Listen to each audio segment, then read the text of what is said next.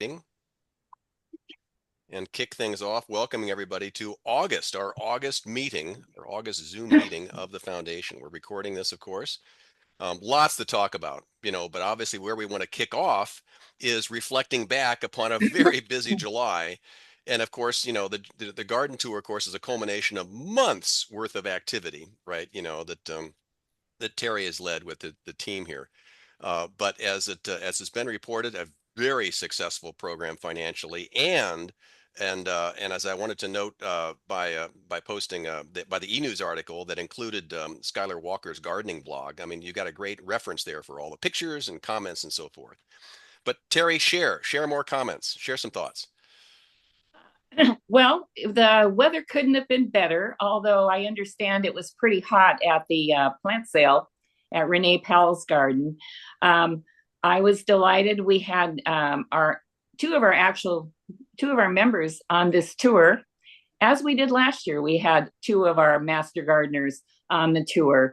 I love to go through the survey cards, and what always gets mentioned a lot is our, excuse me, I need to clear my throat. Haven't talked enough yet this morning.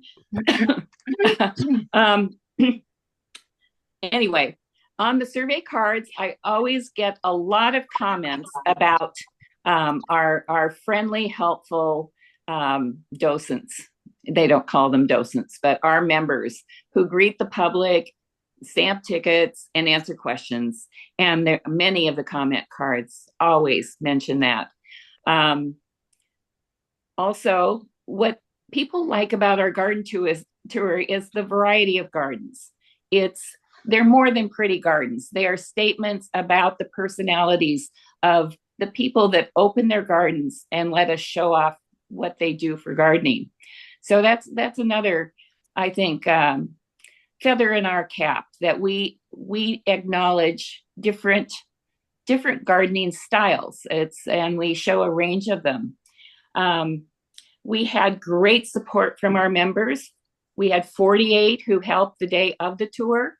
We had hundreds of plants, and the biggest plant sale total so far in terms of money, which is wonderful.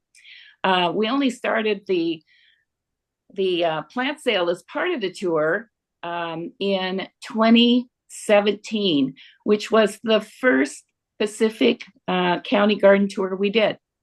So it's grown greatly. I think that first year we did like $750 in plant sales, and this year it was over 3,000. So many thanks to all the members who contributed plants. I think, Kelly, you showed up with 100 plants the morning of the garden tour. Is that right? We've already got a good start for next year.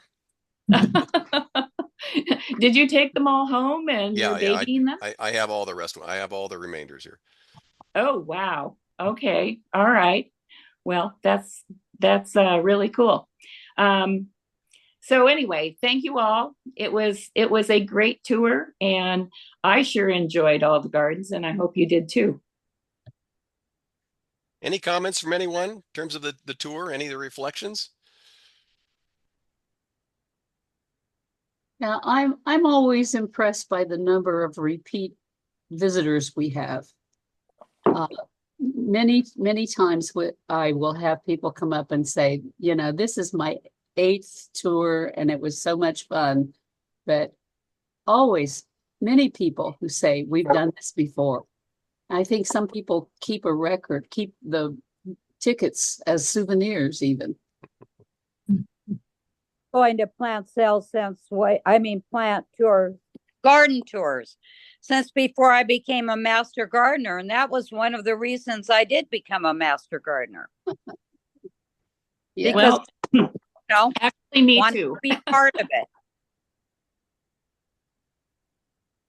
And I want to shout out, the opportunity of doing this in Pacific County. Some of the people we visited at the plant sale, clearly were from the county.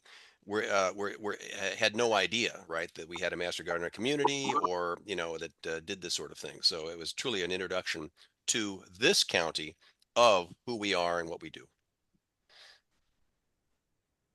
I think having some of the gardens in Bay Center was really a good idea. And I think we should have maybe broadcasted a little more on the peninsula since Bay Center is kind of close, to Long Beach.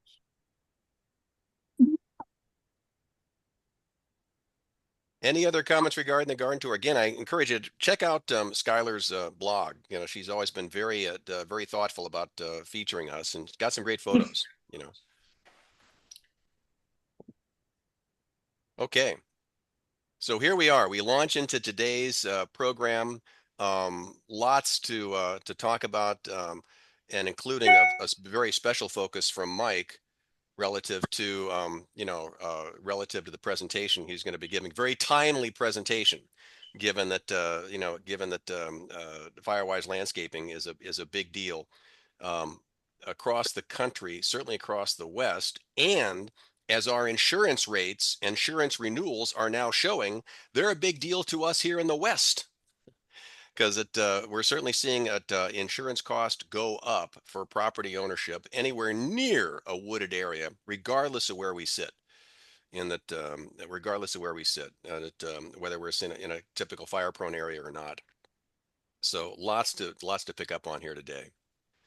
Okay, so lots of birthdays here in August. Robin, happy birthday. Renee, Rachel, Bridget, myself coming up here.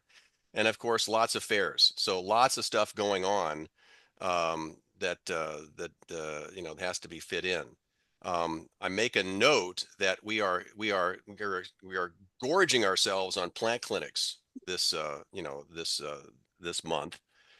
With weekly plant clinics at the Elma Garden, a plant clinic at the end of the month in South Bend, clinic in Owaco, and in Ocean Shores per the calendar. Again, all these dates are in the e-news, right? They're all in the e-news. We, of course, completed the fair, and we'll talk about the fair here in a bit. And we've got the board meeting tonight at 5:30 p.m. And again, all this information in the e-news. So if you're not reading the e-news or receiving the e-news, make sure folks know so that we can make sure that you're getting that information. Wanted to note that this is also a busy time to be working in our demo gardens and in our demo beds. Bev hosts a work party in the Owaco Garden every Wednesday beginning at 1 p.m. The Elma Garden, your work parties are on Thursday mornings beginning at 9 a.m. And I included some of the pictures that were in the e-news regarding the work, the rather clever work, I think, that was done relative to drainage there. And Val, you're online. Do you want to share some of the you were there thoughts about the garden work there? I think Jude would be better equipped to answer that question. I did docent at the fair and saw the work, and it's absolutely impeccable, as is JIT's usual manner of working. So I'll throw it back to Jude. Yeah, I'm for the first time, I'm really looking forward to when the rains come back, because that will be the real test of how good it's been. But they were so perfect in the work that they did. I'm just astounded. I think if anybody who doesn't know what happened had walked into that garden, you wouldn't know that a whole drainage ditch had been put across the garden. So perfect work. I recommend them highly. The picture of that clogged drain thing is just that says it all, doesn't it? Yes, incredible that we had any drainage at all. It was by evaporation. It was like a playa. Anyway, congratulations on getting that work done and getting that done just in time for the fair, right? Yes, just by the skin of our teeth. Jude, do you want to talk, and Val perhaps as well, about the fair itself, the number of visitors? I know there's an article in the e-news about that, but if you could amplify some of the thoughts that were there. Yeah, the attendance was way up, which was really surprising to me, because every day I thought, wow, where are the people? I'm not being overwhelmed by people this time. And it was day after day. But then I looked back at the number of docents that we had in the garden, and we had more than usual. So they were sharing the work, and it seemed pretty easy. lots of people who, again, have been to the garden before and say it's their favorite part of the fair. I think I'm going to start keeping a tally of the number of people who say that, because it's pretty huge. And maybe they're just making us happy. I hope so. Anyway, they do make us happy. Children were, again, a real big part of the garden. Lou took care of the arrangements for the children's activities, and I want everybody to know that they're not just fun and games, they are educational. And every kid who participates does learn quite a bit about plants and gardening. So it was fun, and I hope more of our members will participate next year. And it will be a very easy day each day. You know, it reinforces the fact that this is kind of our front door. This is kind of our retail space, you know, as master gardeners, right? So in which we present ourselves to thousands, literally thousands of folks, right? Not just during this, during the fair itself, but across the entire year and all the events that are held there at the fairgrounds. Well, we had over 1,000 people in the garden, so that's pretty spectacular. I want to ask a question. Yep. The well-touted wedding. Oh, the wedding. I didn't get to see the wedding, but I want you all to know that one of our members, Linda Fitzgerald, made bouquets for the wedding and made the bride's bouquet, which was stunning. I think maybe it was pictured in the e-news. I think it was. So if you haven't looked at your e-news yet, check that out. She did just a fabulous job of getting things ready. So I don't know who may have been to the wedding.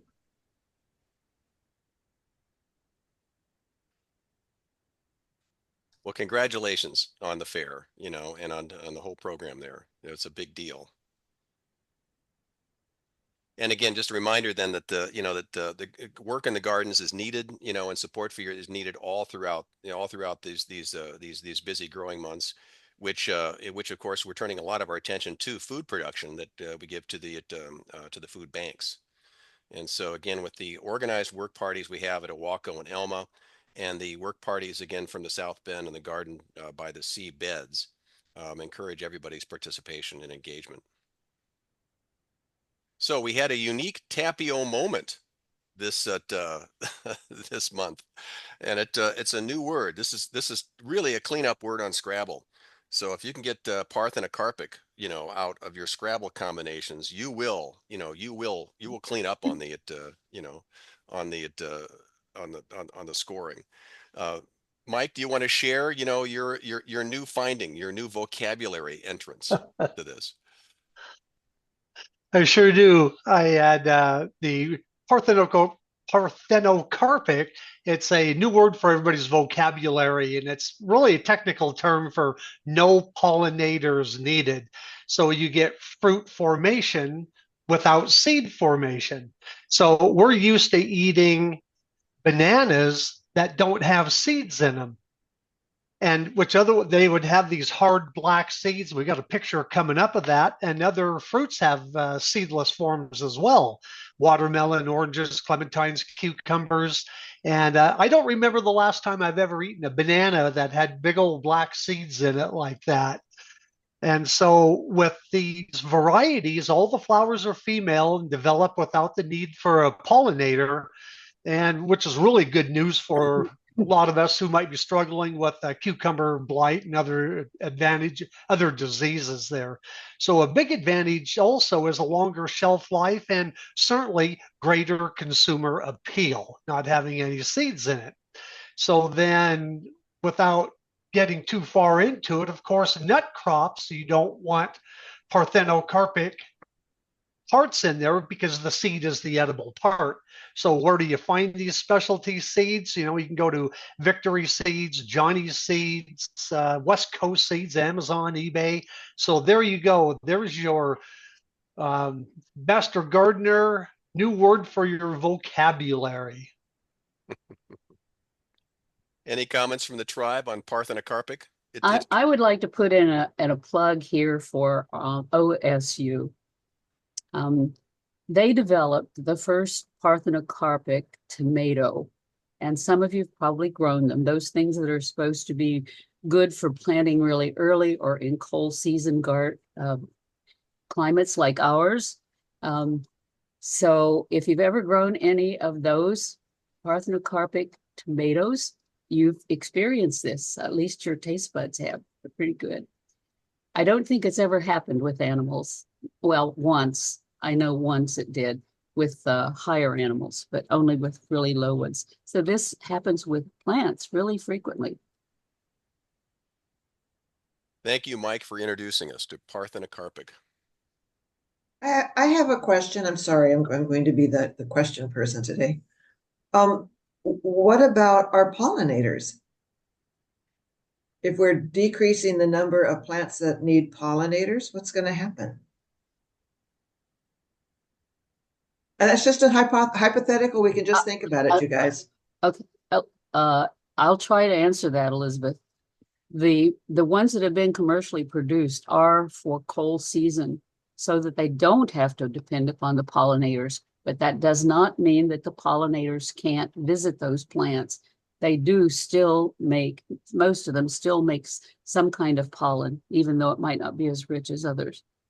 I think most of you, if you'll try various seeds and then try a full genome kind of plant of the same kind, you will probably prefer the full genome. It's just a way of overcoming some climatic difficulties. Thank you, Jude. Thanks, Elizabeth, for being a real downer here this morning, for sure. Actually, I'm sure that parthenocarpic propagation of plants is not going to come anywhere near taking care of the need, the everlasting need we're going to have for pollinators. Okay, quick refresh about who we are. We meet here as a foundation, as we're a nonprofit, a 501c3 recognized by the IRS and by the state of Washington. And as such, of course, we have a board and a governance program that requires us to conform to state statutes regarding corporations, because that indeed is who we are, a corporation. But we meet also as master gardeners, right, that comply with WSU Extension's expectations regarding our training and regarding our comportment in educating, the community regarding horticulture. To that end, right, your board of the corporation is presented here. And Elizabeth, as depressing as she might be on some days, right, does lead us quite joyfully forward here. And Mike, of course, is stepping up into the president-elect role. Your officers are presented here, as are the regional representatives that are selected by our different geographies. Now, quick comment, October's coming up. We are sitting here in August, but we will meet in September and then we will meet in October. And our bylaws, the bylaws of our corporation, prescribe that at the October meeting of our foundation, we will elect the board members for the new year.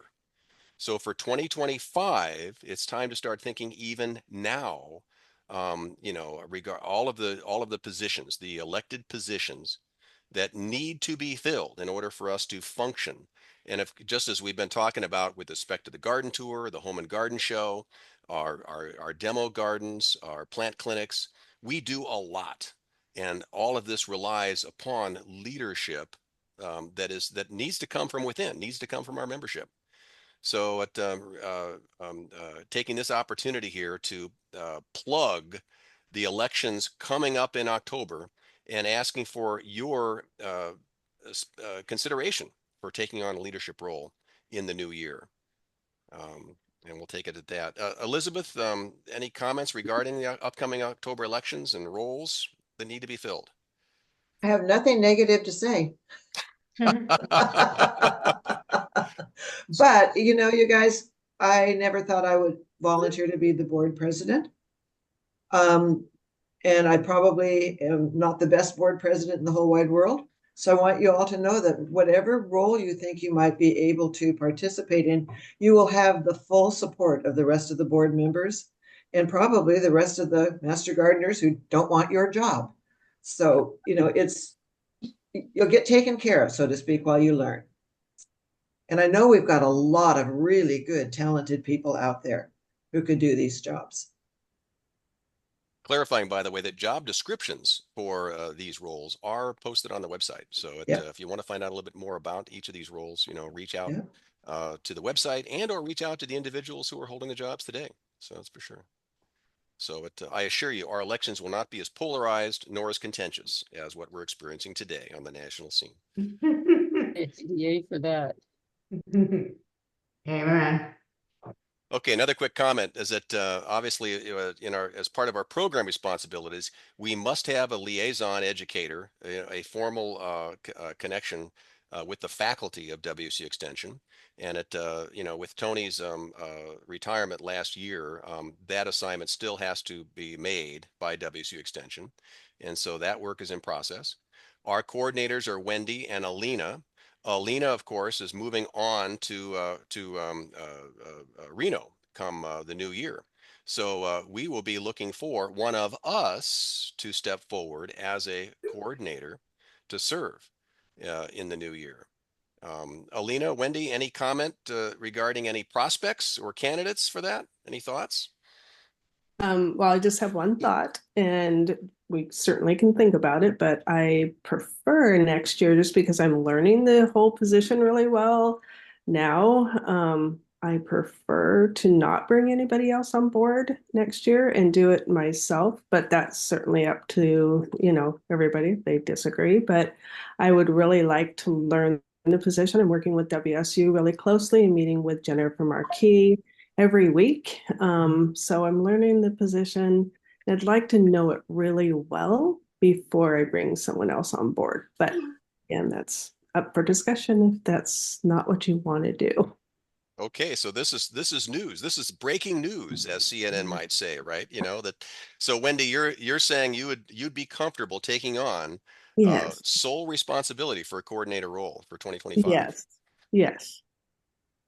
I'm very comfortable with it, and I've had a lot of great support from all the leadership here in Grace Harbor and Pacific County, and then at WSU. Like I said, I had a meeting with Jennifer, and we are meeting weekly. So I'm working with a couple other coordinators from other counties as well to kind of get ideas. So yeah, moving forward, I'd really like to take it over. Thoughts or comments from anyone? Wendy's giving us a breaking news announcement here in real time. As I say, way go Wendy. She's been really, really good for us. Absolutely wonderful. I agree. Thank you. Thank you, Wendy, so much. Well, thank you for the kind words. Okay, Wendy. So we'll still give you time to back out, if you decide to get cold feet on this thing. But we're certainly you certainly have our support and our enthusiasm as we move forward on this. Okay. So with respect to who we are, reminder, of course, that of our website and the revisions to the website. So PNWMG, right? PNWMG, Pacific Northwest Master Gardeners, PNWMG.org, will take you to this new website URL, upon which has two key buttons right at the top, right? And that first button takes you to the volunteer portal, upon which you can find job descriptions and all kinds of details, all formal documentation and about our foundation as a corporation. The other button, of course, takes you to Give Pulse. And Give Pulse, as Wendy and Alina are quick to remind us, is a crucial forum for us to enter our hours. And Alina put a little note in the e-news with respect to the most recent set of hours volunteers. But Wendy, Alina, any comment regarding how we're doing in terms of our Give Pulse volunteer recordings and at where we all stand? Oh, I think that we're doing a lot better than we were, but we can do better. It is really important for not only WSU, they like the reporting, but I think it's important to really recognize all the people that are volunteering. And I don't know all of the volunteers of all the activities we have. So that's the only way I can report it is look through Give Pulse and say, okay, we have this many hours and this many volunteers, and this is what they've done and their feedback. So I appreciate it. County commissioners appreciate it, and WSU appreciates the you putting your hours in. So, and there's also some L&I reasons to put it in as well. So, it's important to put in every hour that you volunteer, and I totally appreciate all the hours you're putting in. That's Okay. it. In fact, Jude, do you want to comment in terms of why it might be so important to get those volunteer hours in when there might be an L&I incident? Oh, all right. They do occur. Whether you like them or not, they do occur. So put your hours in. And of course, what we're alluding to is that Jude had a fainting spell at the Grays Harbor Fair, and had she not been recording these hours, right?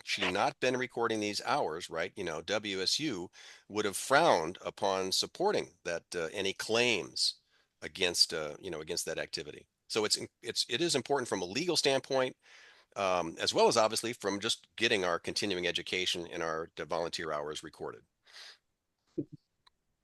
And of course, without saying, any questions in terms of how to use Give Pulse, how to log on, how to navigate, reach out to Wendy or Lena. Okay.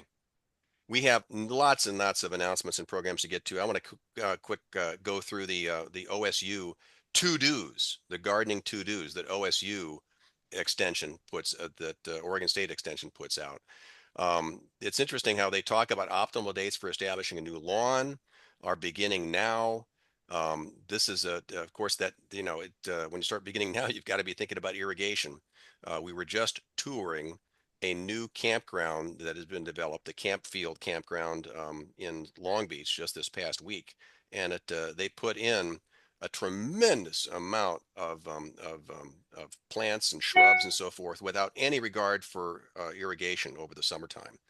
And so I'm here to tell you they're going to have thousands and thousands of dollars of replacement to go through this fall, because so many of the trees and shrubberies that they put in are desperately in need of moisture. Interesting comment about damp wood termites. Begin flying. Make sure your home is free of wet wood or places where wood or soil are in contact. This obviously can be an incredibly expensive venture to clean up your house, with it, once termites are in there. Maintenance of the garden, obviously watering recommendations. This is something, of course, we have frequent questions to this in our plant clinics in terms of when to water, how much to water. There's very specific discussions about how and when to water. In fact, those of you who participated in last Saturday's 2024 training sessions obviously experienced 3 phenomenal presentations put forward by Val and by Jan regarding water-wise landscaping and water-wise management. The link for that, by the way, will be posted to the trainees, and if you want to see those presentations directly, since we're keeping those at Wendy will have the link to share. Hanging baskets, of course, watering is incredibly important because those speaking obviously from a lot of experience here, need careful attention, unless you're going to end up with just a bunch of dry, dead, fled flowers. Comment here about lawn clippings. Don't compost any clippings, right, if you're treating those lawns with a weed and feed. And this is something that, again, going back to our plant clinic questions, we see a lot of people making that error. They're intensely fertilizing and their lawns with these hybrid fertilizer actions, and then proudly proclaiming they're composting everything. So that's a lot of chemicals you're introducing into your compost if you're not thoughtful about what and where you're composting with. Okay, fertilizing, pruning, and more pruning. This is the time to be thinking about this is the we don't often think about pruning in the middle of the summer here, but there's plenty of opportunity to prepare for the fall and prepare for next year's new growth that has to come out.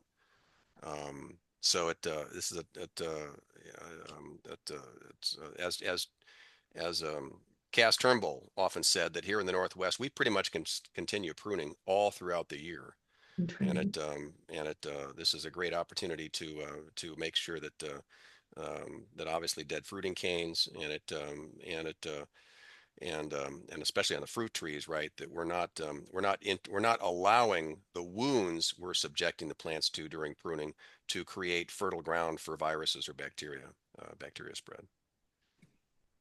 And of course, we're in the middle of summer from our perspective, but it's time to be thinking about winter and fall crops. So this is truly the time to be thinking about, the fall and winter gardens. And, we see this every year in terms of it, we delay too long the preparation for our fall gardens. And of course, as we know here, we can get a lot of produce throughout the fall and the winter, if we properly plant and prepare in time. I'm curious, reaching out to everybody here on the call, any particular fall crops that you all are intrigued with or going to try new this year? Anything new for fall croppage that you want to share?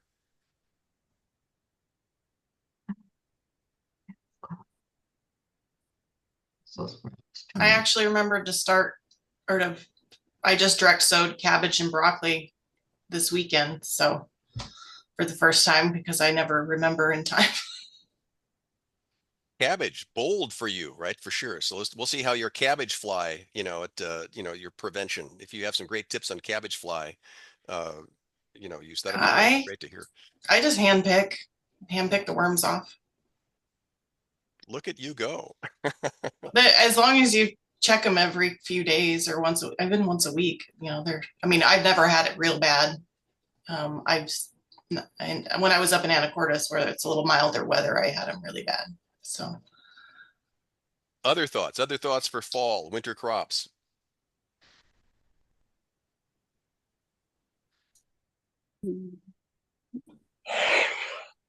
Okay, well, keep us advised in terms of how things coming on. And again, let's get after, as Aaron says, let's remember to get after it, because time is moving on. Okay, and then finally pest. Okay, is it pest monitoring? This again pops up a lot in our plant clinics when people are simply asking, hey, what do I spray? So the public at large is trained by their advertising, right, to turn to chemicals right from the get-go. And this is it's the most profitable, at shelf lines in all the nurseries and all the Home Depots and the Ace Hardwares. But we as master gardeners obviously have a different approach to the use of chemicals, and know that IPM is a far better solution to be thinking about things. Okay. Soil testing, again, a reminder that it's something to be thinking about, especially as we get into the winter and we want to think about how to be conditioning our soils for next year's crops. And this is that both WSU and OSU have publications regarding labs that they recommend for these processes.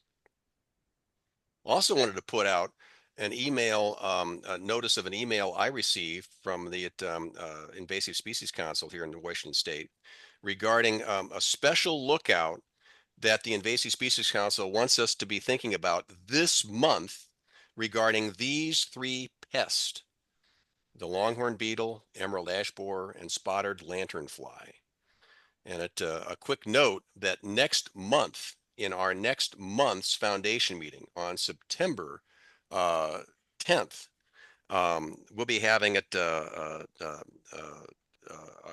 WSU Extension Forester from Southwest Washington speaking to us specifically about the emerald ash borer and some new publications that are available from WSU Extension regarding this. There's deep concern across Washington State that the emerald ash borer is encroaching upon us and will consume our native and our hybrid ash over time. So we are being asked very directly to be on the lookout for these pests and to report them via these the websites that I've listed up here in the picture here. Any comment, by the way? Has anybody seen these pests or visit across our 2-county area? I sure hope not. But are they saying why they're doing this push? Are they seeing more of in any of these three in our state than they have in the past? It's not an indication of a trend. I think it's an indication of the fact that this is an opportunity in which we expect these insects to be active, right? You know. Yeah, this is the peak of their activity for the season. So if we're going to see them, it's most likely going to be in August. So again, that's a big thought to be out, and recognizing that, you know, we all as master gardeners should be very comfortable with this website, this invasive species website, which lists all the noxious weeds and noxious pests for the state. So this is an opportunity for us again in our role, you know, in our role. Brenda, by the way, is noting that we just in the chat, right, that the new brochure that has just been released by WSU Extension on the Emerald Ash Borer is available, and it I guess it looks like sounds we'll have a bunch of them at the fair. Very good. That'll be nice, depressing reading. Elizabeth can can double down on your depressing news. Okay, Kelly, I'll do that. Okay. Other announcements and considerations, please. Opening the floor here. Helen here with a plea. If you are in Timberland Regional Library District, which is pretty much everybody except Ocean Shores, please go to trl.org. There is a link to a survey. One of our problems with TRL administration is they don't seem to solicit much information from us about whether we want a jungle gym in our library or not, whether we want books in our library or not. And this is our opportunity to say what we like about the library and what for example, if you like to be able to walk down the shelves and see lots of books, tell them that you like to be able to browse. Please it'll take about 3 minutes unless you get real wordy. At trl.org, you're looking for the survey. Helen, if you actually have a chance, Helen, to actually find that direct URL and put that in the chat, that'd be great. It's right on the homepage. Is it right on the homepage? Yeah. So trl.org. Very good. I just wanted to do a shout out right now. We generally get, or I have in the past gotten requests from members saying, oh, I need, 2 or 3 more CE hours, and what do you recommend? Well, in the past, you have talked about, Kelly, about ways to stay safe when you're Googling on the internet. Well, WSU now has a website where it talks about all the different things that you can do to stay safe. I put it in the e-news, but you now get 1 hour CE if you sign up for this and take it. So if you're looking for a CE hour, this might be one you'd want to look at, because the internet is changing by the day, and we get scammers, and we get, now we're having to do a secondary verification to even enter a website. And so I think this is a valuable opportunity for us to refresh our knowledge and at the same time get an hour CE. I just wanted to point that out. Just an excellent point. If you could find that, just to, again, to repost that URL. I know it's in the e-news, but it'd be great to repost it here in the chat. But again, to make I will do that. To make a note. And then the other thing I just wanted to say is Terry Small has graciously opened her garden again this year for our trainees. So on September 7th, we're going to all meet as a whole group at her house. And Elizabeth has set up amazing different ways to interact with the garden rather than just taking a tour. And so if you're interested in helping her out or to help work with the volunteers, please contact Elizabeth. Very good. So Elizabeth is the contact for September 7th and for the trainees. Yes. I'd also like to do a shout out for the Columbia Pacific Heritage Museum is going to have their 2nd annual Dahlia show on Friday, September 13th and Saturday, September 14th. We were there as we were invited last year, and we've been invited this year to participate as our plant clinic. And it was a wonderful show last year. And I would encourage people who are dahlia aficionados to maybe even actively participate in the show. And if you just love to look at dahlias, it's a great day, a couple of days that you can come down to Oahu and browse through the dahlia show. It is absolutely stunning. So again, it's Friday, September 13th and Saturday, September 14th. And we will, the Long Beach Peninsula Master Gardeners will be there to help people with their plant clinic questions and solving problems for them. Yes, I wanted to shout out too. We're having a Kokidama workshop at the Ocean Shores Library, and I'm looking for some assistants who would like to come and help these ladies make kokidamas. And if you have not made kokidamas, I'm going to have make some before to put in the library, and I can reach out to anyone who's interested. Please give me a call. I don't think my cell phone is on the list. And so if you'll just call me, I would love to hear from you and see if you're interested in helping. Thanks, Bridget. And what are the dates for that? Oh, sorry, September 14th, and it would be from noon to 4. So Saturday, the 14th of September, noon to 4. Uh-huh. Other announcements? Yes, Kelly. This is Karen. Yeah. And I've got your slide up. Oh, good. Well, just briefly, I would like to talk to you about the conference, the Advanced Education Conference of 2025. I'm on the committee that's deciding what the format's going to be for that conference. You know, this year the conference is all virtual. Last year it was an in-person conference.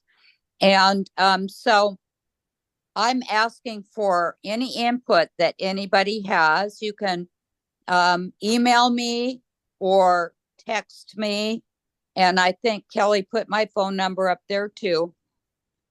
If you have some ideas, these are some of the ideas that they're talking about. Another virtual conference. The benefits to a virtual conference are that they bring in more money to the foundation. In-person conferences tend to cost a lot of money for the foundation to put on.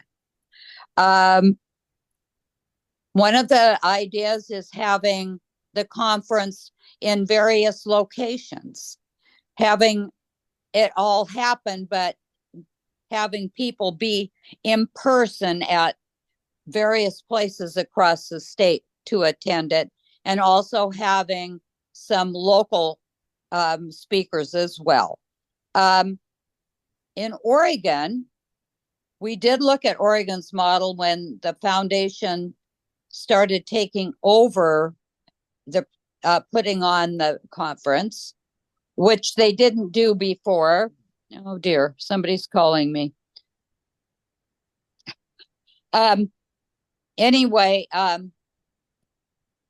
in the past, local foundations put on the conference. When the state took over, they looked at some various options. And one of the options was following what the Oregon state does.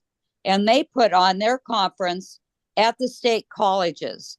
And they do it in the summer, and people can stay in the dorms, and it's much less expensive. So if you have any ideas about what the conference should look like in 2025, we're having our next meeting on Friday. So just let me know, please. So reach out. So what I've put on the screen here, Karen, is I've got your email address. You know, I didn't want to post your phone, given that you know that can be quite a personal information, just as people are just as you know. Okay, that's fine. But in the roster, of course, you know, in our roster, which we share to the members, right? Your phone is there, so don't hesitate to reach out. My phone is there. Yes. Very good. Thank you for letting me speak. And of course, that's a reminder. And if we get Aaron and Karen, if you also want to put up, because this next slide I have here is just showing that, yes, our virtual conference is coming up next month, the end of next month. So this is, again, the point about there's no reason to excuse yourself from getting your continuing education hours in. This is a phenomenal opportunity to attend these virtually this year. And for members, for folks that sign up, all of these sessions are going to be recorded. So you literally have an opportunity to attend every session that'll be offered. Yes, and I'd like to put in here that if you're not attending the conference, the annual meeting and the awards ceremony are going to be open to all Master Gardeners. So if you're not going to the conference and haven't signed up, you'll still be able to attend the annual meeting. They're going to have a different Zoom link for the annual meeting and the awards. And then if you're attending the conference, you'll have a different Zoom link. Just putting that out there. Very good. Okay, so lots going on with respect to the conferences, for sure. If I can add to what Karen said a little bit, the price for Master Gardeners to attend is $129. You get a $10 discount. So, and the public is $139. And you do, like Kelly said, you get all the recordings, and they will be available until November 10th to access the recordings. So tremendous opportunity and tremendous program being set up on this thing. So I'm very much looking forward to it myself. Okay, a quick reminder again of the opportunity we've done with the tour now completed, the home and garden show now completed, and of course, let's not forget then the gardens themselves need attention as we continue through the year. So again, plenty of opportunities for continuing education and for volunteer work. Okay.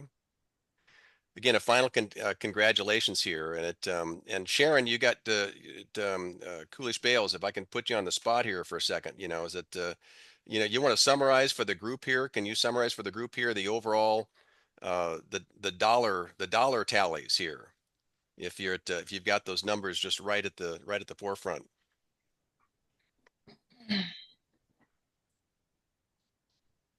Just give me a second here to grab that information.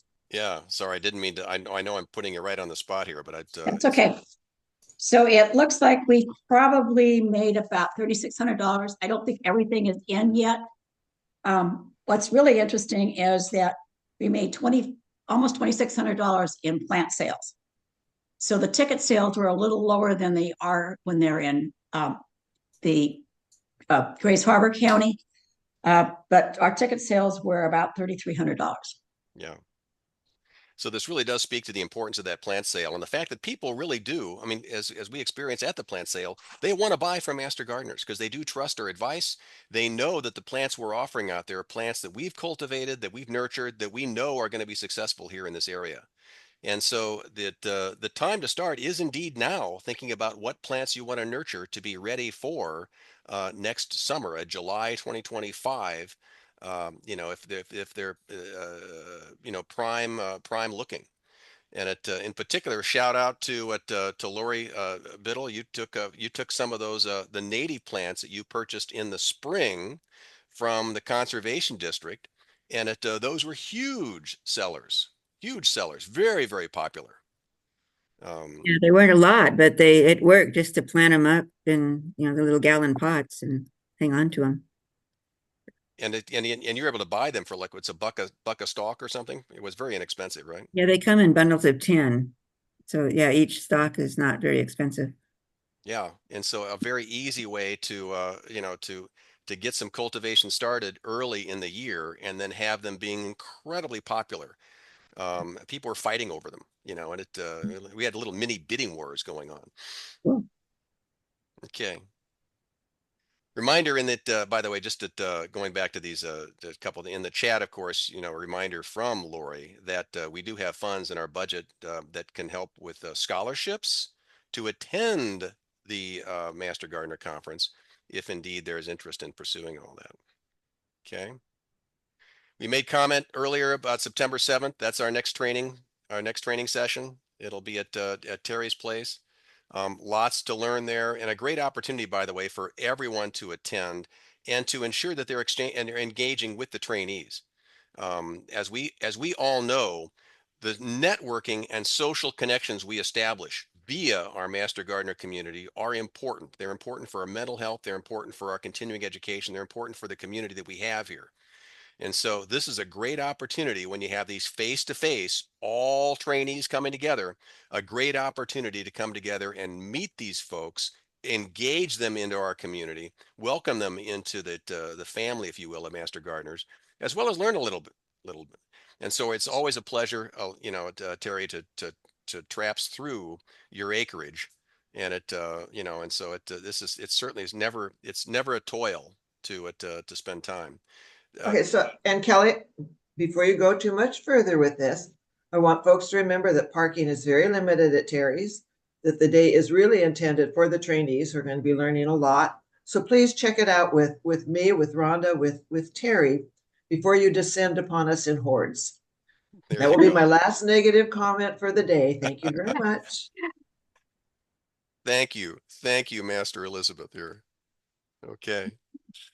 And then at this point, I want to turn this I want to make sure that Mike knows that we're all supporting him here on the fair coming up. Of course, we just had a very successful Grays Harbor County Fair. Pacific County Fair is much smaller, but that indeed makes it much more much more intimate in that sense. And this is a great opportunity for one and all to participate in this training opportunity. And Mike, I know the schedule that you've published has that you have representatives from across both counties coming, right?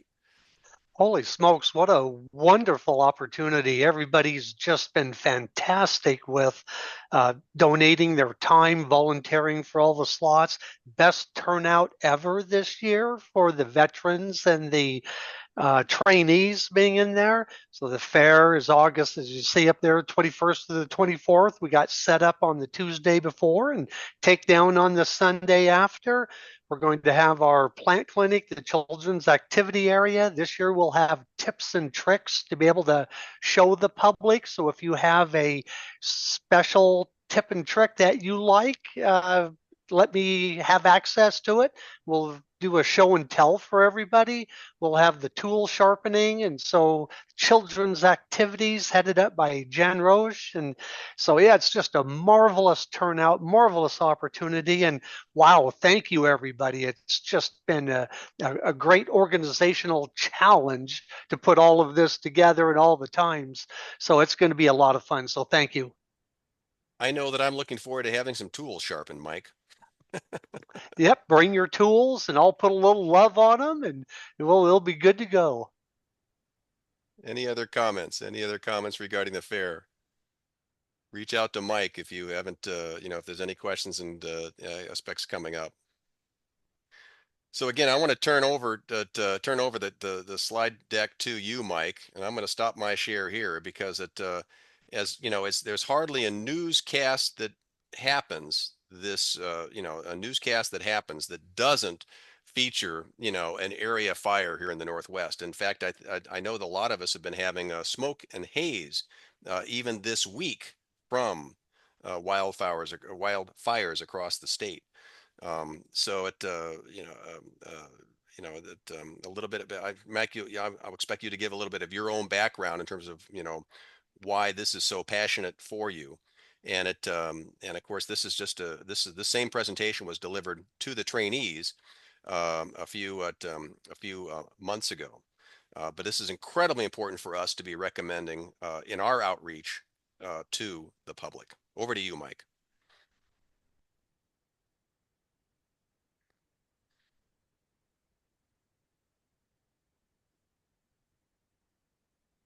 And Mike, you got yourself on mute. We're seeing your slide. Okay, thank you very much. Thank you, Kelly, for inviting me, giving me an opportunity to make this presentation to the rest of the group. And I've included more slides, more information pertinent to the audience. And it is a big deal, this wildfire home preparedness, because if you think that it doesn't apply to you, well, hopefully I can bring it home to you and change your opinion on this. And so what we'll be talking about is the wildfire home preparedness. And I've got a couple of tips and tricks, but first I wanted to share a slide what is happening in Washington State with wildfires. So yesterday I went to, down at the very bottom, you got IncineWeb. It's a wildfire government information from across the United States. And here's what's going on in Washington State. So you have fires anywhere from 200 acres, 700 acres, 1,000, 2,000, 10,000, 23,000, 38, 45. So there's 8 fires that are burning right now. And the big telling picture is, we look over here, how many of them are contained and how much are they contained? So you have the Cougar Creek at 50%, Retreat at the 70, and Pioneer at the 13% contained. The other ones are not contained. So what they're figuring is let me see here, let me move these pictures here. And so most of the fires, when you take a look at what the incident commander has published, is that the estimated containment date of these 8 fires is October 31st. And that's when the rain and snow are here to help saturate the ground. So there's, because of the topography, because of the difficulty in getting people, because of the weather, sometimes the best strategy is you have to let it burn. Is one option that you have. And so far this year, we've had more than 265,000 acres burn compared to last year's 165,000 acres burned last year. So if you think that's bad, well, Oregon, they're on track to set a new record for the amount of land burned in a wildfire season. So they've already seen 1.3 million acres burned this year. They have 34 large fires. 5 of them are over 100,000 acres each. So they are really having a heck of a time there. Let's see, make sure there we go. Let's see, I got a train, there we go, that was what it was. So here's kind of a neat little slide. The state fire marshal puts out the fire responses in Washington State, puts out a annual fire department survey, not a survey, but a report, what happens in Washington State. And they've got this really cool slide they present each year. This is the 2023 Washington State fire clock. Now, in the Washington State, there's a little south of 550 fire departments. Only 70% of them voluntarily report to the NFIRS, National Fire Incident Reporting System. A lot of them are real small fire departments. They don't have the access to, or the time to donate their time to put information in. So just keep in mind that it's 70% of the state are where these numbers are coming from. So Washington State fire agencies, they responded to a little shy of 1 million incidents in 2023, 920,000. And of those, just over 637,000 were medical service calls, 113,000 good intent calls, 69,000 service calls, 53,400 false alarms. And for fire calls, 32,000. So overall, fires in Washington State have resulted in nearly $900 million in losses. Structure fires, 70% of that amount. Vegetation fires, natural and cultivated, were responsible for about 18% of the total loss in Washington State. Pretty interesting facts. Every 34 seconds, a fire department response. Every 60 seconds, a medical call. Every 16 minutes, a fire call. Structure fire, every hour. One intentionally set fire, every 3 hours. Every day, $2.5 million loss equates to over $101,000 each hour, $1,700 each minute, $28 loss each second. So I thought those were pretty interesting statistics that have a lot of value to it to everybody, in that with this presentation, I'll help share information to where we don't want to be part of the problem in there. Okay, so okay. So what is it we're going to talk about today? So let's get into what everything's going to happen. We're going to talk about our zone management. And we're going to talk about the different ways you can protect your home. And we're going to create these zones are also known as defensible space. They're also known as a buffer. And the whole point of this is to reduce the impact of a wildland fire and increasing your chance of surviving the wildland fire and not being a contributor to the fire spread. So we're going to do this through vegetation management in this series of zones that are really specific to your location, your area. And I want to hit upon, a lot of people want to know, what do I plant to help with fire protection? But what I really want to bring home is, have you cleaned up your act first? Have you cleaned up your house? Have you cleaned up your property? Have you emptied your gutters? Have you trimmed dead, diseased, dying vegetation? People want to know, well, what do I plant? Well, you've got a lot of work to do before you get there. When we talk about these structure fires, really a structure fire starts in 3 different ways: direct flame contact, coming from a wildland fire, your neighbor's house, or the vegetation you planted and failed to maintain too close to your home. So we also have the radiant heat issue, and that's from an active fire. And this is the heat energy you feel from a flame when you put your hand beside a candle or a campfire. That's the radiant energy. Now, what's important about this is the heat that preheats the other fuels from a long distance away. This is preheating your cement board, or your cedar siding, your cedar shake roof. This is preheating your deck and the furniture that are on your deck. So trying to pay attention to that fire energy is really important there. And then a big one is the flying embers, which are also known as flying brands or sparks. And these guys travel great distances, and from the air, from convection, from the hot air, and they'll land on a flammable object and contribute to that fire spread. So we're also going to talk about ways you can use fire resistive construction to protect your home and being prepared by helping your neighbors and yourself. We'll talk about some best practices that there are.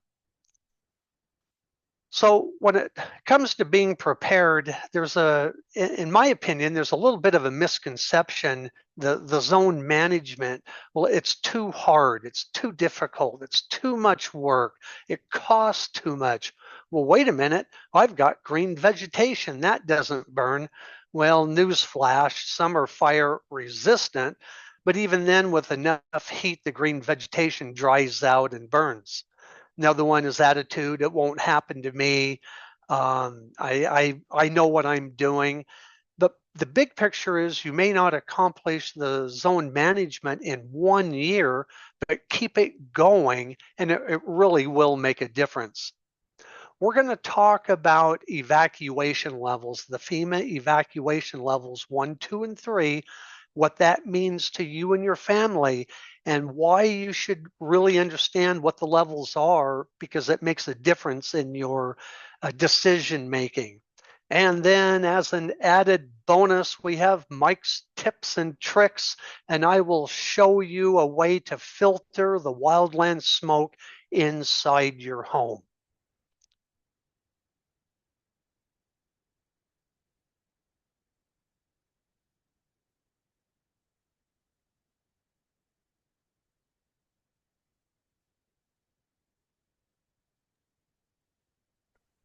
Mike, we're losing you here. We know you're unmuted, but not coming through. Is your battery fading?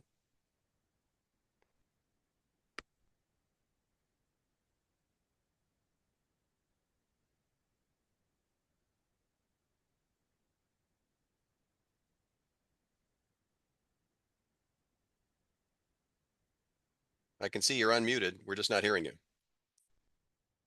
Okay, now you're muted. Now you're muted. Now you're unmuted. Can't hear you. You have to switch your microphone just to go to your computer there. Your batteries may be low.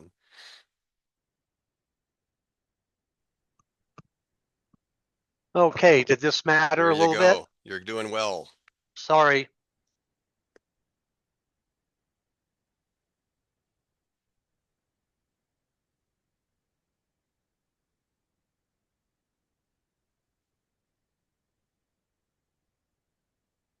Okay, so let's get back.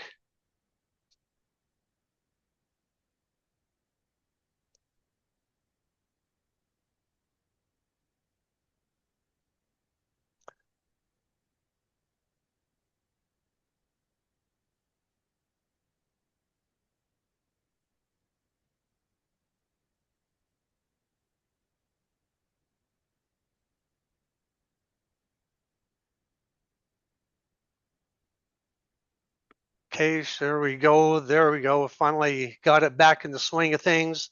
So heads up, Washington, the fire risk is here. It's real and it's now.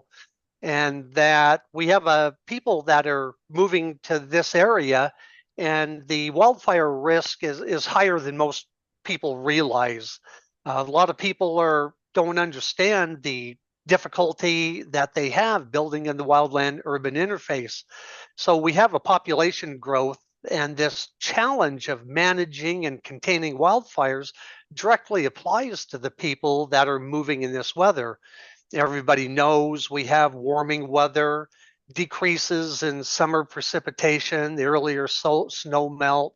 All of this is expected to cause the drier fuels in the summer. It lengthens the fire season and it increases the potential for the wildland fire. So we're fortunate here in the maritime area that we have see, I want to get my pointer here, my laser pointer. So we're fortunate that we have in the maritime area here, we've got the wet forests. They're more dense, productive, long-lived. But on eastern Washington, as we know, they have a drier, hotter summer, lower soil moisture, and forests that are less dense and more open. So the smoke is a big problem. So the smoke produced by the burns is a challenge to everybody's quality of life for this growing population that intersects with the forested area. So no one can deny, there we go. So no one can deny that the climate is changing.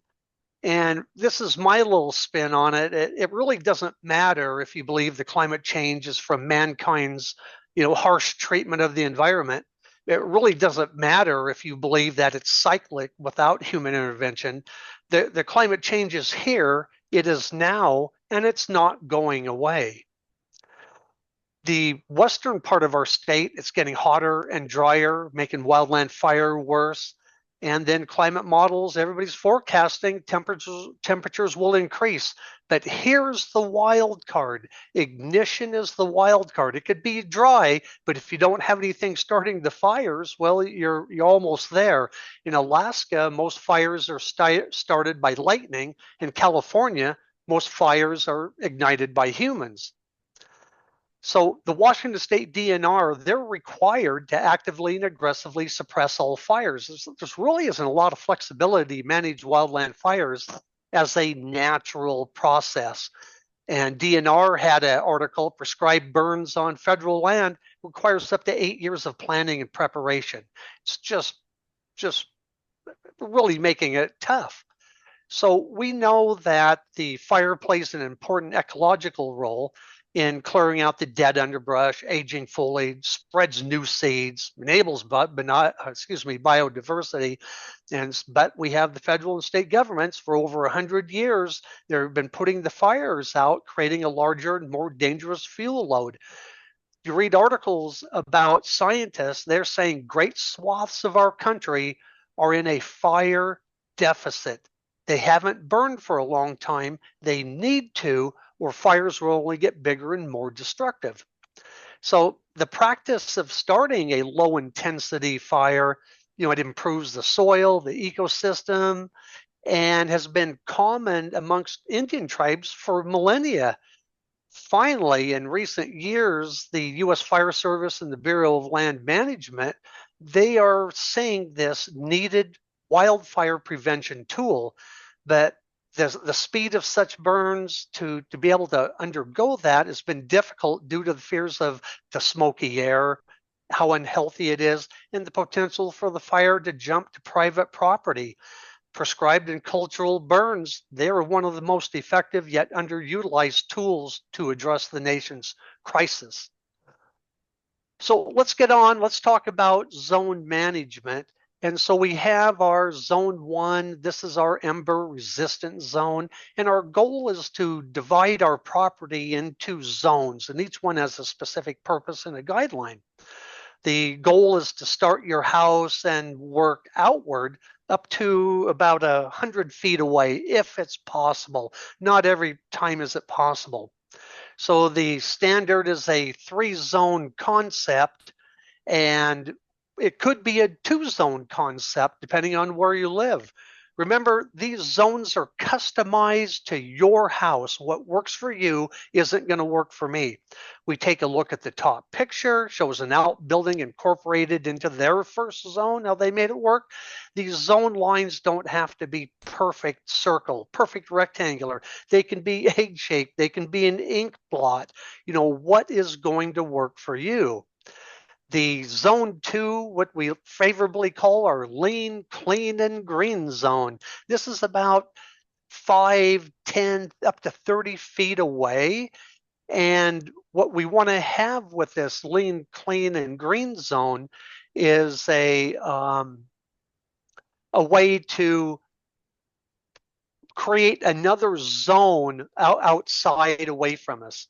So when we talk about, and zone 3, of course, is the longest distance we want. So here's a news flash for you. With zone 1, most home losses in a wildfire, they're from embers. They're not from direct flame contact.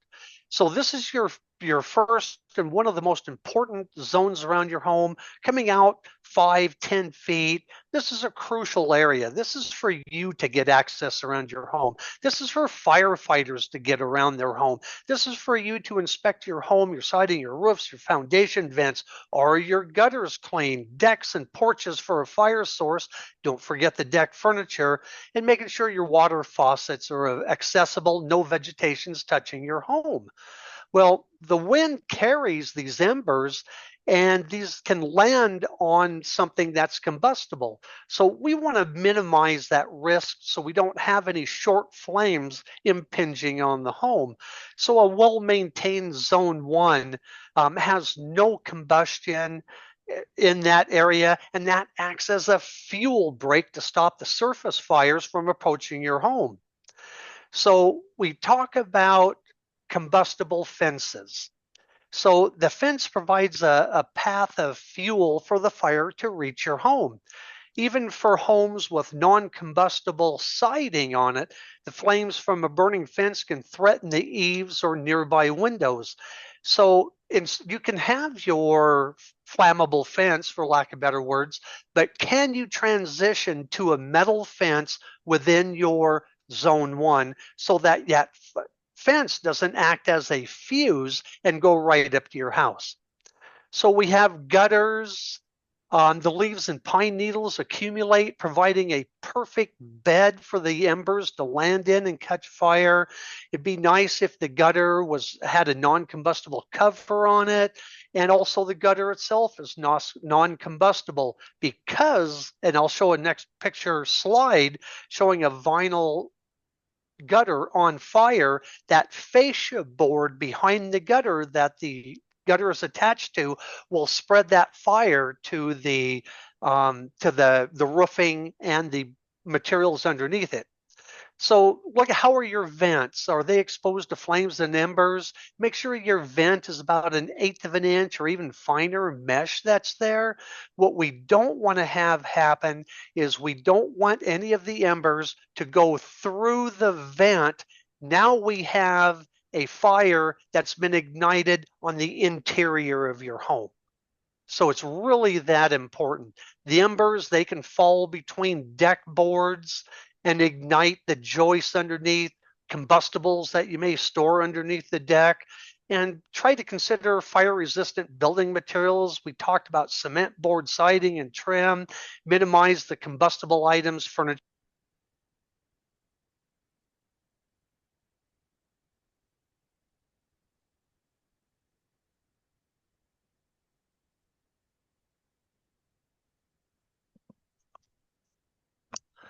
Okay, not quite sure why it cut out that time, but we take a look at the picture in the upper left here. We have what's called a spark shower. And so you have the burning vegetation, you have very strong winds, and those sparks travel again a great distance. We have gutters that are a prime location for leaves and pine needles. And so this exposed the edge of the roof to direct flames on there, contributing to the fire spread. Clean your gutters. Okay, so we can see how a metal gutter will hold up better than a vinyl gutter, a plastic gutter, where that will help contribute to the fire spread. We take a look at our foundation vent.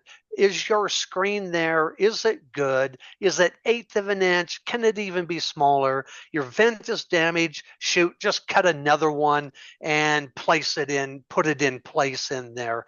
So it's really simple fix, really simple to make that. And again, having a fire started from the inside the house, it's a pretty tough area to be able to fight that fire. Can you move your RV and boat away from the house? We take a look at all the plastic that are in the RVs and in boats, put out a tremendous amount of heat, tremendous amount of black, awful smoke in there. And that's a huge, can you move your RV and your boat? Can you move them away and still run a shore power to it to keep the battery charged, or the dehumidifier in there? We take a look at the siding. Here's a great example of a fire we had up in Surfside. Had a dune fire. They didn't cut the grass, burned all the way right up to the house, burned the little sapling trees that were there, scorched the deck. The fire moved through so fast, couldn't catch the deck on fire.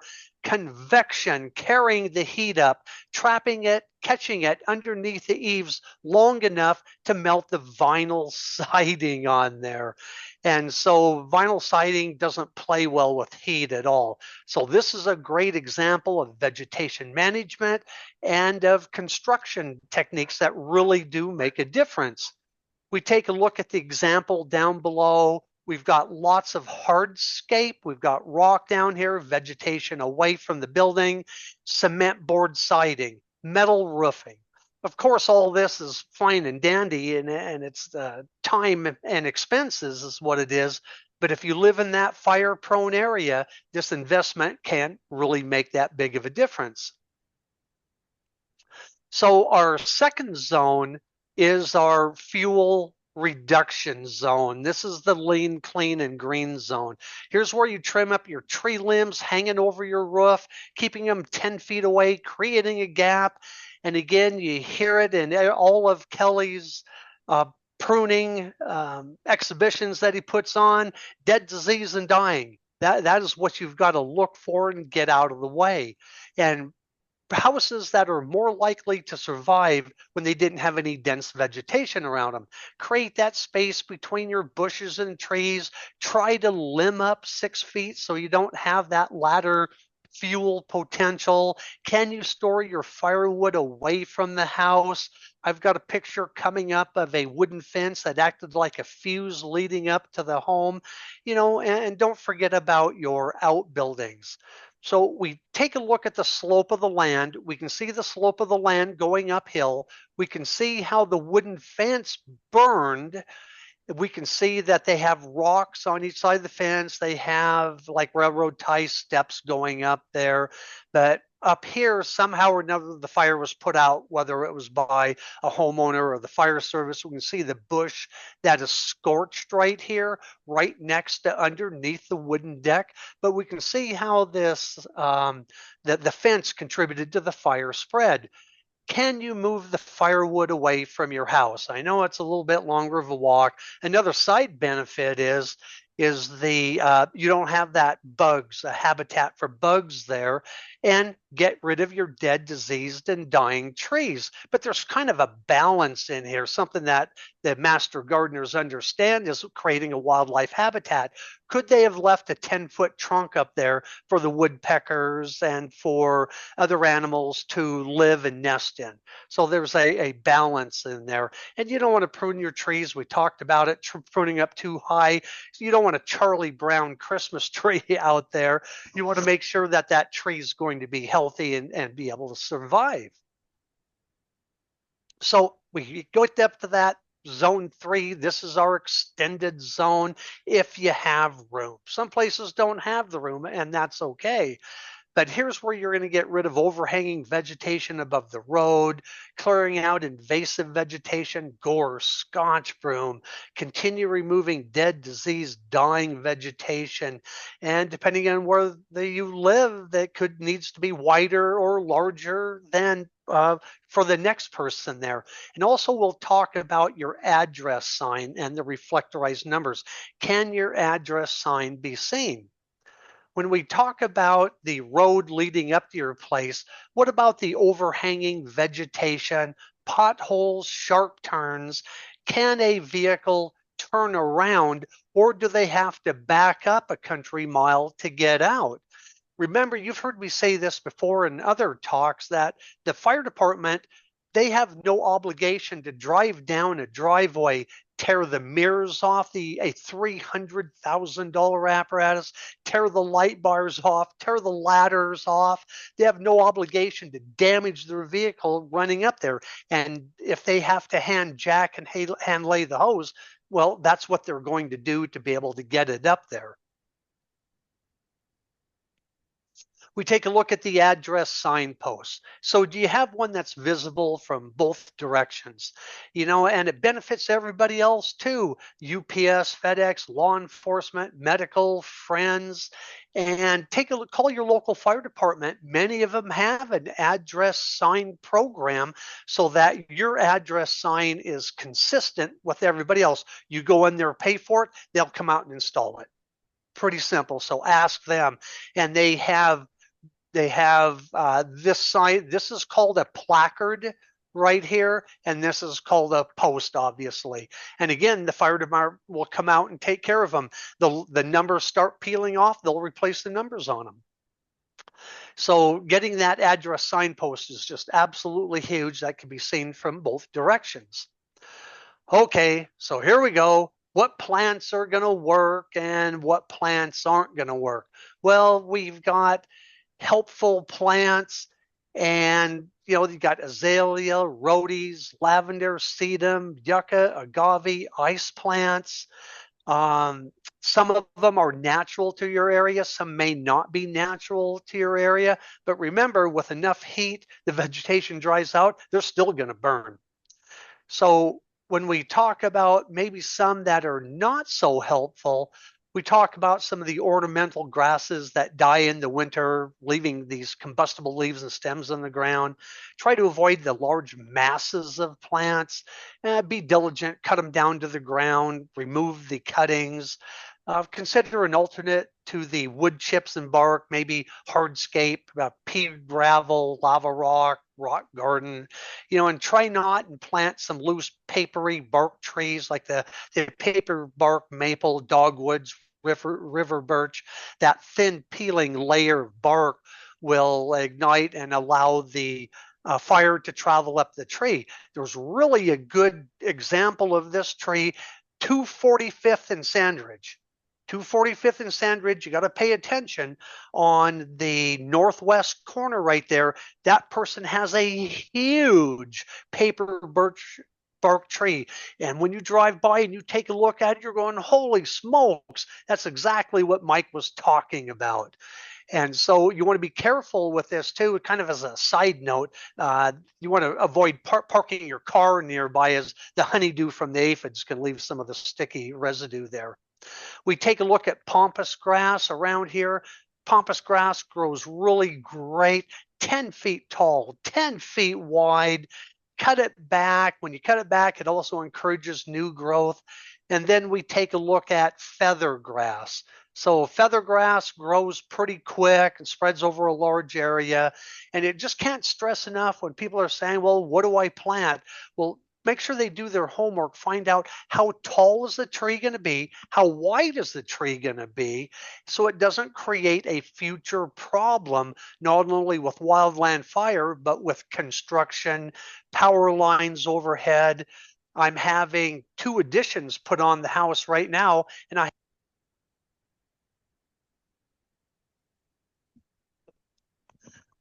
had 2 big yew trees, and one of the yew trees lifted up the corner of the house, lifted up the foundation an 1.75 inches. So I have additional work to do, the contractors do, to be able to match up everything. Doggone roots. Okay, this is pretty cool. So let's take a look at FEMA. Let's take a look at the different the levels that there are, and FEMA calls them ready, set, go. Level 1 ready, level 2 set, level 3 go, but there's exceptions to this.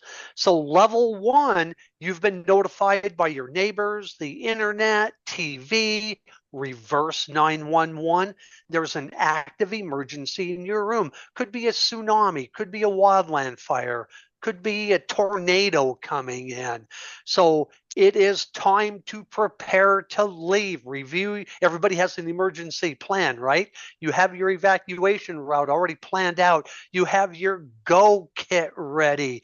So your go kit is also your bug out bag, bailout bag. It's also called a good bag, GOOD, get out of Dodge bag.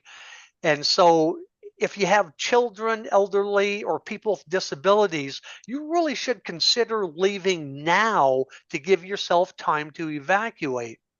Okay, now is the time to get your computer, chargers for your phone, valuables that are easy to carry. Now, your evacuation bags, they can be empty, sitting in a certain area. Tip and trick is put a card in it. In this bag goes food. In this bag goes medications, and this one goes valuables, this one goes clothing. Don't get the paper sacks, good sturdy 2-handled bags that can carry weight and volume. So you grab this bag, pull the card out, read it, go fetch stuff, and get ready to put it away. Here we go, level 2. FEMA said level 2. There is a substantial danger nearby. The emergency is less predictable. You may have time to gather necessary items, but you do it fast and at your own risk. Now's a good time to evacuate. Okay, not waiting for level 3. Level 3 is you leave right now. You grab your car keys, you're leaving with the clothes on your back, and away you go. There is no time to get organized. Time has passed. So pay attention. Level 1, 2, and 3. Hey, there is no level 4, right? It's only 3 levels that there are. So keep in mind, you've got the 3 P's over here about to help remember what it is to do. Don't forget about your pets and livestock, phone numbers, documents, vitamins, eyeglasses, irreplaceable memorabilia, your hard drives, cell phones, chargers, batteries. We do not save keyboards, monitors, and mouses, okay? You grab that modem and you run. Credit cards and cash. That is what you're going to go for. And so FEMA has this weather app that you can get that's free at ready.gov. Pretty cool little site. This is it. Here we go. Mike's tips and tricks, how to build a low-cost air filter to clean the air inside your home. And this is really cool because it's effective. It's easy to do. Low cost, well, that's subjective. We're going to get into that. It is a quick fix. It works. This is from the University of Washington. So you take a 20-inch a box fan that's 20 inches by 20 inches. Why 20 inches by 20 inches? Furnace filters are 20 inches by 20 inches, right? So you can also get furnace filters that are 22 by 25, various sizes for different manufacturers. Very common size is 20 inch by 20 inch. So you've got your box fan. You're going to get your furnace filter. You can go to the store and buy them. Remember, you get what you pay for. You can buy a $3 furnace filter. You can buy a $30 furnace filter. The better quality that you get, the better the filtration that there is. And then you get my Redneck Buddy duct tape.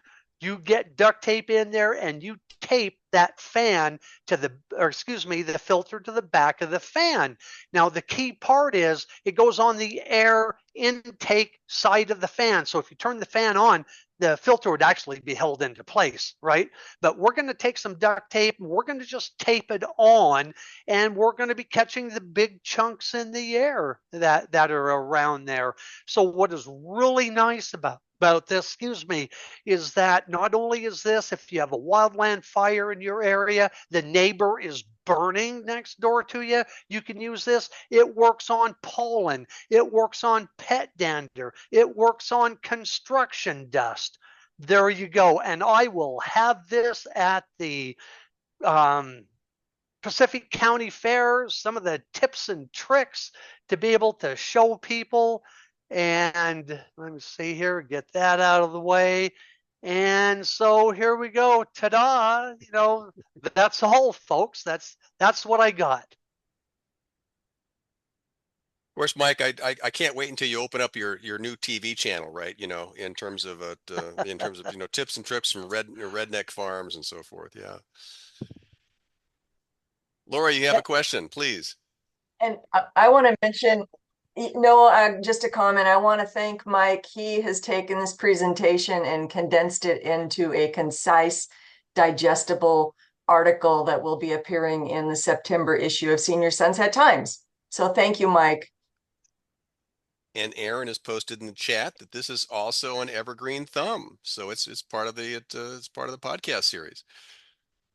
And by the way, this is incredibly important. I mean, just emphasizing this, right? As Mike indicated right at the get going here, fire risk is here with us in Western Washington, and and we have so many new people moving to the community that are perhaps unaware, clueless as to the risk that everyone has here in the community. And then to back up everything I have, I've got my whole list of resources for people to look at also. Why don't you keep that up there, Mike? Yeah, keep that screen up there for a while. Okay. Yeah, and thank you very sincerely on this thing. And Mike, I want to even take the initiative here of making sure that that folks here on the call know that you are a resource. As a master gardener, of course, and as a professional firefighter, you are a resource that can be contacted if indeed there's any particular questions that haven't been answered here. Well, thank you very much. I appreciate it. And I'm here for the team and want to be part of the team and spread the good word. And if I don't know the answer, well, I know who does. So I can make a phone call or refer somebody. Other questions, comments for Mike? This is important stuff. This is life-saving.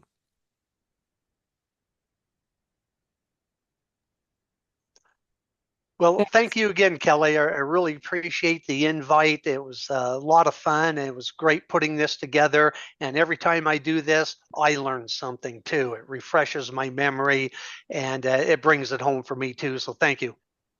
And thank you, Mike. I want to say thank you.